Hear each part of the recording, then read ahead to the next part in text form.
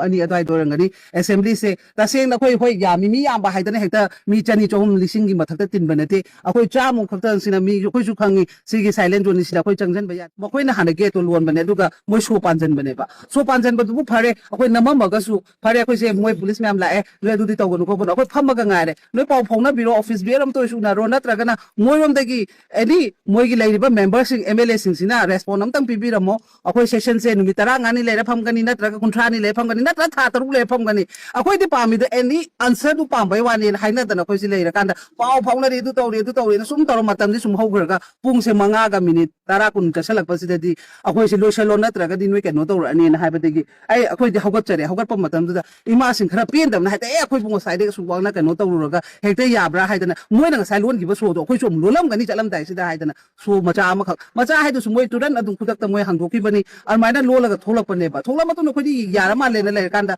ima khara na mu ai se ga inte kem cha dam da cha am tang thak se haidana sai dam da cha thak lai ngai si da khoi lam fen gi osi ke ke to ro mam si la ga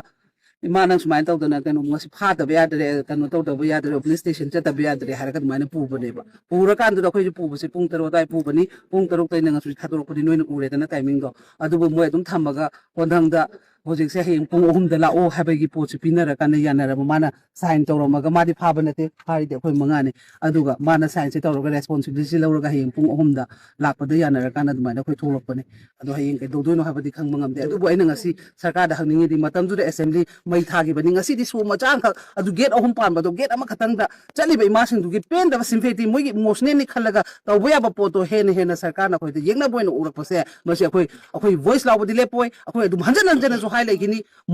Tadar बदु Tana बदु ngang lai gini haiba potu ni harassment tawraga mibu mai gi justice tan ba mi namda gani haiba poto ngasi leibiri ba panbiri ba sarkar na khanbi gino hoi gi home pai biri ba tamo govindas home ji phazar phazana niyom chuna pai biu matam du da kugi jo council da khoi emotional da khoi munaga ta to hato gi bani haiba makang makang lawaga ngasi justice pd na lawri ba sida na noi kem to bunga te organization du bauta no mo to su ko khalaga interrogation ama tawte mem cha ki gen nu pa do victim kanguna chenai haiba du di noi kem to bunga de du ka ngasi la thodang to haiba assembly city democracy of temple ne si miyam gi tangjap ham mafam ne si akoi na changa pom tam na get lo lagat main tawba adu sumba niyom niti nai da thabak se sarkar da phamba ga du to biganu haiba simasu haijeningi matam da thagi ba mai thagi da assembly mai thabani ngasi di sonaw ma changa na lom bai da mangta mi bu sumai na harassment pira namda ni kan badudi to biganu he ne he na mapang gang kala kan haiba se masi musu ko biro da bani sarkar pai ri ba kang bu dai jeningi